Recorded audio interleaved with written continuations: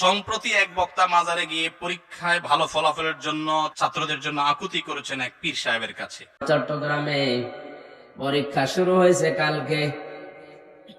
মৃত মানুষের কবরের পাশে যেয়ে কলম ছোঁয়াচ্ছে।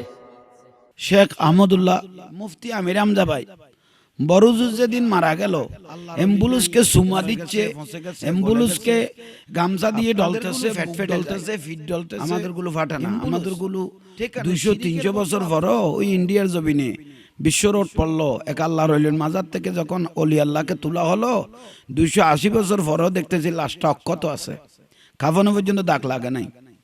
এগুলো হলো অলি আল্লাহর বড় কারামত।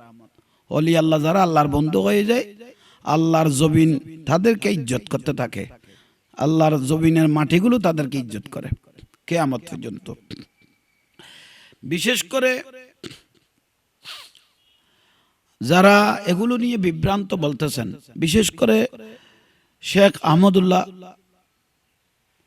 আপনাকে সারা দেশের মানুষ চিনে, আপনি একজন প্রবীণ আলেম, তা আপনিও প্রশ্নটা তুলে ধরলেন।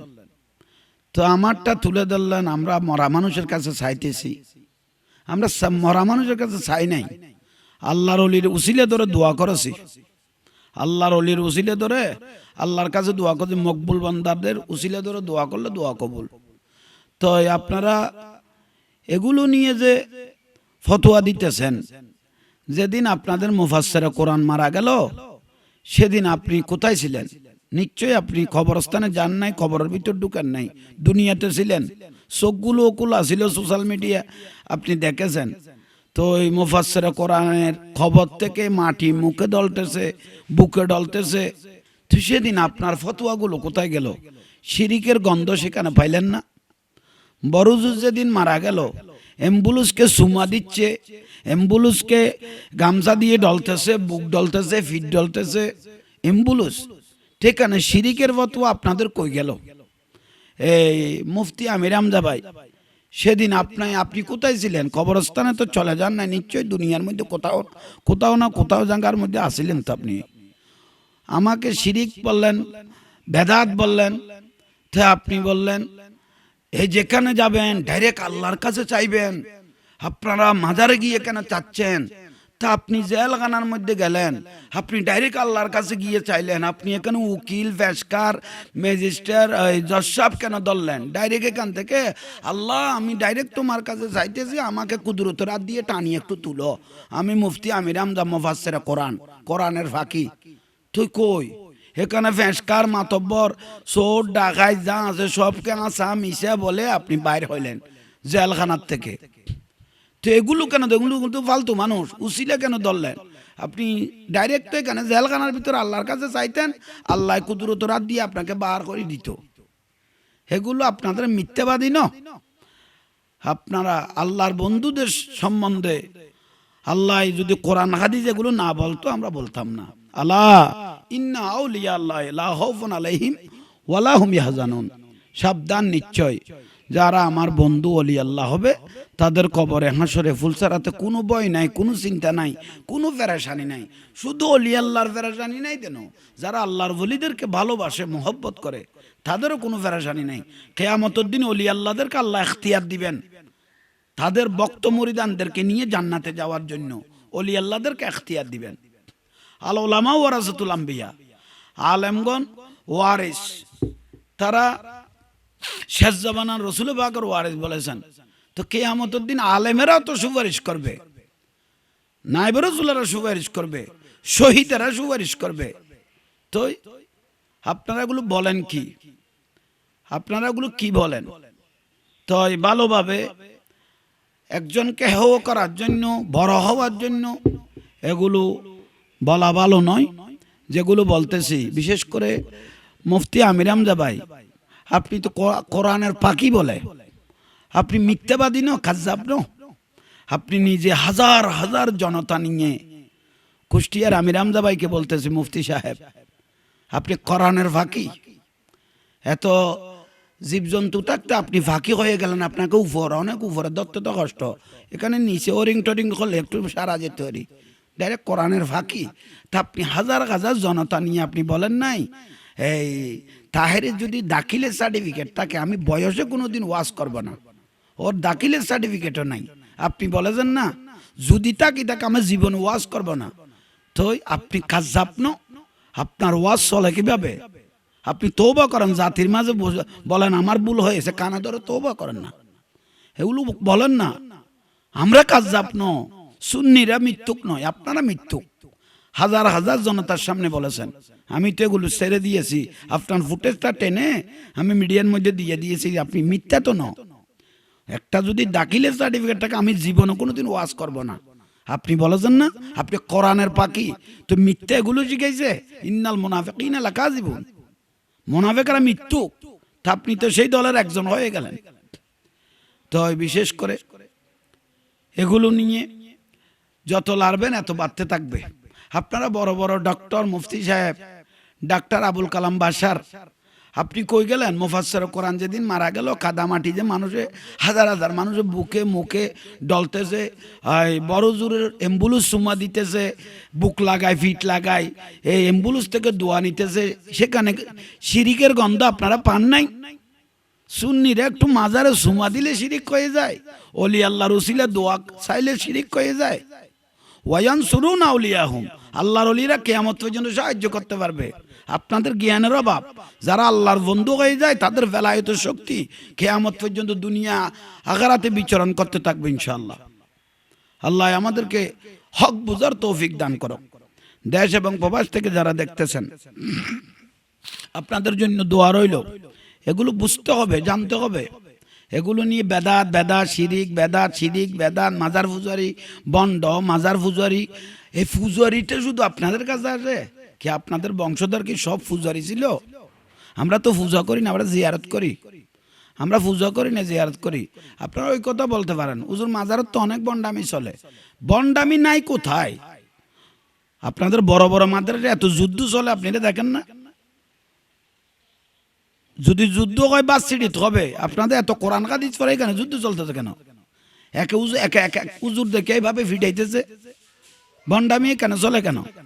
তো বন্ডামি প্রত্যেক জায়গার মধ্যে আছে, শুধু দরবারের মধ্যে বন্ডামি খুঁজেন কেন? নাকের মধ্যে, নাকের আঘাত একটা মাছি বসেছে, তো নাক কেটে ফেলবেন না মাছিতে তারাই দিবেন? একটু আকলের মধ্যে আনেন না, মাছি তারাই দেন। মসজিদের মধ্যে একটা কুকুর ঢুকে প্রস্রাব করে দিল, মসজিদ ভেঙে ফেলবেন না মসজিদ ধুয়ে ফেলবেন? অটোমেটিক মসজিদ ধুয়ে ফেলবেন। তো ভেঙে ফেলার কোনো তো কারণ নাই। তা আগাছা জায়গাতে আছে, আগাছা পরিষ্কার করে, তো আসলটা যদি আমরা ক্লিয়ার করতে পারি তাহলে এটাই ধন্য। আল্লাহর ওলি, এটা হক। মান আদালি ওয়ালিয়ান ফাকাদ আযানতুহু বিল হারবে, যারা আল্লাহর ওলিদেরকে সাথে শত্রুতা পোষণ করে, আল্লাহ তাদের সাথে যুদ্ধ ঘোষণা করেছে। আপনারা জানেন না? এ পর্যন্ত আল্লাহর ওলিদের সাথে বিয়াদবি করে কোনো ব্যক্তি ফার পায় নাই, পাবেও না। তো সেই জন্য আমরা একটু আল্লাহর ওলিদেরকে মহব্বত করি। আমাদেরকে বেদাতি বলবেন না, বেদাতি হলেন আপনারা। আমাদেরকে বেদাতি বলার কোনো সুযোগ নাই। বেদাতি আপনারা, আমরা বেদাতি নয়, আমরা বেদাতি নয়। এ পর্যন্ত সুন্নিরা কোনোদিন বেদাত করে নাই। বেদাত যা করেছেন আপনারা করেছেন। টঙ্গীর ইস্তেমা বেদাত নয়। আমাদের মিলাদুন নবী যদি বেদাত হয়, জুলুস যদি বেদাত হয়, টঙ্গীর থেকে বড় বেদাত আর পৃথিবীর নেই।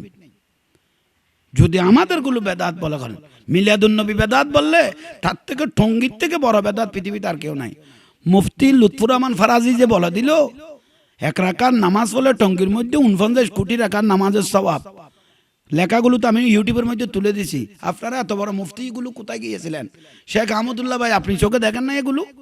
এ মুফতি লুৎফুর রহমান ফারাজি যে 49 কোটি রাকাতের নামাজের সওয়াব বললো, টঙ্গীর মধ্যে এক রাকাত পড়লে আপনার ফতোয়া কই গেল? মুফতি আমির হামজা ভাই, আপনার ফতোয়া কই গেল? ডাক্তার আবুল কালাম বাশার, আপনার ফতোয়া কই গেল সেই দিন? লেখাগুলো তার আপনারা দেখেন নাই যেন? সবগুলো দেখেছেন, এগুলো মিডিয়ার মাধ্যমে লিখে দেওয়া হয়েছে। 49 কোটি রাকাত নামাজের সওয়াব। টঙ্গীকে যে খাবা বানিয়ে ফেললেন সবাই, এর থেকে বড় বেদাত শিরিকের গন্ধে কেন পান নাই? খাওয়া বাদ দিয়ে সবাই যে গোল হয়ে ডাইরেক্ট টঙ্গীর দিকে ফিরে নামাজ পড়তেছে চতুর্দিকে, এগুলো শিরিক ন? আপনারা এগুলো চোখে দেখেন না? ডাইরেক্ট আমরা তো এগুলো লাল চিহ্ন দিয়ে দাগ দিয়ে দিয়েছে, কোথায় খাবা আর কোথায় টঙ্গী। আগা গড়া খাবার মতো সবাই চতুর্দিকে নিয়ত বেঁধে ফেললো। সেদিন আপনাদের চোখ কোথায় গেল? আমির হামজা ভাই, শেখ আহমদুল্লাহ ভাই, ডাক্তার আবুল কালাম বাসার টঙ্গির এখানে দেখেন নাই আপনারা এগুলো কি করতেছে? একটু তাদেরকে যদি শিরিকের গন্ধ, খাওয়া বাদ দিয়ে যে ব্যক্তি বিভিন্ন মিডিয়ার মানুষ সাক্ষাৎকার যখন নেয়, এই চ্যানেল আই, এই সময় টিভি, ইন্ডিপেন্ডেন্ট টিভি, আর টিভি, বিভিন্ন টিভি, যখন জাতীয় টিভি পত্রিকাগুলো যখন সাক্ষাৎকার নেয় এক একজন থেকে, আপনারা কোন থেকে আসলেন? কেউ বলে টাঙ্গাইল থেকে, কেউ বলে দিনাজপুর থেকে। কেন আসলেন? কত টাকা পয়সা নাই। আমাদের মুরব্বী হুজুরগুলো বলেছে, মহতমেরা বলেছে এখানে এই হজের সোয়াব পাওয়া যায়। হজের সাথে যে তুলনা করেছে, যে মোল্লাগুলো এগুলো বুঝাই দিয়ে এখানে মানুষগুলো পাঠাইছে, এখানে শিরিকের গন্ধ পান নাই? যে কাবার সাথে টঙ্গিকে তুলনা করেছে, একজনের ইমান আছে? আপনারা কি এগুলো কানে শুনেন নাই? এগুলো তো সোশ্যাল মিডিয়ার মধ্যে ভাইরাল, জাতীয় পত্রিকার ভাইরাল, জাতীয় মিডিয়ার মধ্যে ভাইরাল। তা আপনারা সেদিন কই গেলেন? শেখ আহমদুল্লাহ ভাই, মুফতি আমির হামজা ভাই, ডক্টর আবুল কালাম বাসার, আপনি কই গেলেন? এগুলো দেখেন নাই? এগুলো ভালোভাবে রিচার্জ করেন, আমাদেরকে বেদাতি বলেন না। আমরা হক, সুন্নিরা হক, ওলি আল্লাহর পক্ষে, আলে বাইতের পক্ষে, নবীর পক্ষে দল হলো সুন্নিয়তের দল। কোরআন সুন্নাহর আলো ঘরে ঘরে জালো ইনশাআল্লাহ, এটা হলো সুন্নিয়তের দল। বিশেষ করে আপনারা যেগুলো এই শিরিক বেদাত এগুলোর ফতোয়া দিতেছেন, মুসলমান সব এক ন, আল মুসলিম আহুল মুসলিম আমরা এমনি বলি দে, কিন্তু মুসলমান সব এক ন। 22,000 এজিদ বাহিনী দাড়ি টুপি ফাগরি মিসোয়া করে, নামাজের এত বড় টিলে লেখে 22,000 এজিদ বাহিনী, আজানে কামত সিজদা সবগুলো দিয়েছেন। কিন্তু আমার রসুল পাকের বংশধর আওলাদ রসুল ইমাম হুসাইন রাদিয়াল্লাহু তাআলা আনহুকে নির্মমভাবে কারবালার জমিনে শহীদ করে দিল। সেই দলের অনুসারীরা এখানে আছে তো, রানিং এজিদগুলো বাংলাদেশে আমরা দেখি তো, যখন মুহররম মাস আছে রানিং এজিদগুলোর বক্তৃতা আমরা শুনি তো। সেদিন আপনারা শিরিকের গন্ধ পান না? আওলাদ রসুলকে যে জবাই করে দিল, শহীদ করে দিল, দুধের বাসা আলী আসগর 6 মাসের শিশু ইমাম হুসাইন রাদিয়াল্লাহু তাআলা আনহুর যে তীর মেরে যে দুনিয়ার থেকে শেষ করে দিল। ইমাম হুসাইন রাদিয়াল্লাহু তাআলা আনহুর বড় বেটা আলী আকবর শেখালে মুস্তাফা, রসুল পাকের সুরত মোবারক ছিল, তারা যে জবাই করে দিল দাড়ি টুপি রেখে, সেদিন আপনাদের শিরিকের ফতোয়া কোথায় ছিল? আপনারা অনেক মুনাফিকরা বলে এজিদের কোনো দোষ ছিল না। কেন? এজিদের দোষ নেই, এজিদের দোষ নেই। এজিদকে যে ব্যক্তি মুসলমান বলবে সেই হতো কাফের, এজিদকে যে ব্যক্তি মুসলমান বলবে সেই হোক কাফের। এগুলো কি বলেন আপনারা? আমির হামজা ভাই, তাহেরির একটা সার্টিফিকেট দেখাইতে পারলে জীবনে ওয়াজ করবেন না। আপনার ওয়াজ চলে কিভাবে? এত বড় মুফতি সাহেব, আপনি তো কোরআনের ফাঁকি, কোরআনের ফাঁকি। আপনি ফাঁকি অনেক উপরে, কেউ ওরিং করতে পারলেন না, একটু নিচে থাকতেন, আপনি তো অনেক উপরে উঠে গেলেন। ফাঁকি। তাই দেশ এবং প্রবাস থেকে যে যেখান থেকে দেখতেছেন দোয়া করবেন ইনশাআল্লাহ। এগুলো চলমান পরিস্থিতি। কোথায় আমি গৌসুল আজম মাইজভান্ডারে কেবলা কাবার মাজারে একটু পরীক্ষার্থীর জন্য দোয়া করেছি, আল্লাহর ওলির উসিলা ধরে দোয়া চেয়েছি, কোনো অসুবিধা নাই তো। এটা ফতোয়া কি? এটা শিরিকের কি গন্ধ পাইলেন? ওয়ায়ান সুরুনা আউলিয়াকুম, আল্লাহর ওলিরা কিয়ামত পর্যন্ত সাহায্য করবে। ওয়ায়ুদাম্মিরুনা আদাহুম, যারা বিয়াদবি করবে তাদেরকে শাস্তি দেওয়ার পাওয়ারও আল্লাহর ওলির কাছে আছে।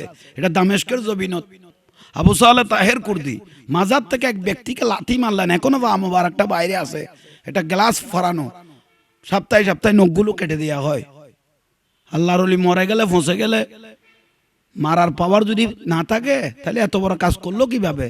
সব ওলি আল্লাহর পাওয়ার আছে, আপনাদের পাওয়ার চলে গেছে যে আপনারা মারা যাওয়ার পরে অস্তিত্ব থাকবে না, কিন্তু ওলি আল্লাহর অস্তিত্ব আজীবন থাকবে, কিয়ামত পর্যন্ত থাকবে। আল্লাহর ওলি নাই কোথায়? আজীবন জ্বলতেছে। দেখেন বাংলার জমিনে দেখেন, শাহজালাল, শাহফরান, 360 ওলি, সর্দার ইমাম শেরে বাংলা রহমতুল্লাহ আলাই, গৌস ভান্ডারী, গৌসুল আজম বা ভান্ডারী সহ, ওসিয়ে গৌসুল আজম সহ, শাহিনশাহী সিরকুট সহ, হুজুরে গৌসবাক রাদিয়াল্লাহ, খাজা গরিবে নওয়াজ, সিয়াজিত্তার ইমাম, সারি মাজাবের ইমাম, জিন্দা যেখানে যান তাদের মাজারগুলো জিন্দা। লক্ষ কোটি মানুষ তাদের মাজার রুসিতে ধরে ধরে দোয়া চাইতেছে। মনের ভাষা খাজা গরিবে নওয়াজের মাজারে যান, লক্ষ লক্ষ আশেক রাসূল এমনি যাচ্ছে না, আপনি মারা গেলে কে খবর নিবে না। কিন্তু যারা ওলি আল্লাহর বেলায়েত পেয়েছে তারা আজীবন ইনশাআল্লাহ জিন্দা থাকবে।